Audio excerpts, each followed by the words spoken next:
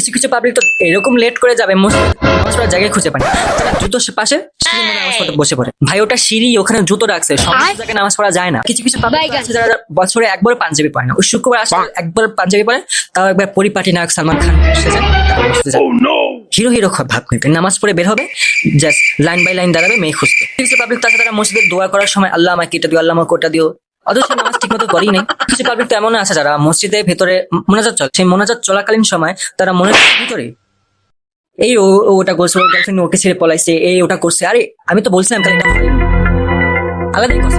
মানে তারা কোন লেভেলে, কোন লেভেলে ছ্যাঁচড়া কামিনা, কোন লেভেলে কিসমত কা সাতায়া হলে মসজিদের ভিতর তারা এইসব গসিপস করে। এখন তো ভাই আলাদাই লেভেলে নামাজ পড়া চলছে। কে কার আগে নামাজ পড়ে মসজিদ থেকে বেরিয়ে যেতে। আমি একটা জিনিস খুব ভালো করে খেয়াল করছি, আল্লাহ তাআলা এদের কথাই আল্লাহ তাদের কথা শুনে না। এরপর থেকে ভাবছি আমিও তাদের মতোই করবো যদি আল্লাহ তাআলা আমার কথা শুনে।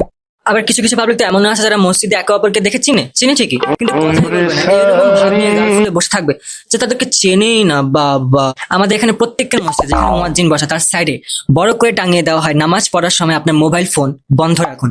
কিন্তু অনেক মানুষ নামাজ পড়ার সময় তাদের মোবাইল ট্যাং ট্যাং ট্যাং ট্যাং করে বাজে ওঠে। আর অনেক মানুষের তো মোবাইলের রিংটং শুনে পাশে মানুষ হার্ট অ্যাটাক উঠে যায়। আবার কিছু কিছু পাবলিক তো নামাজের মতো গসিপস করে, সেদের ভিতর গেলে তো সবাই মোবাইল নিয়ে ব্যস্ত থাকে, তার কথা শুনে। আর যারা মোবাইল জানি তাই ব্যাচেলার পয়েন্টে ব্যাচেলার তারা মসজিদে আড্ডা দেয়।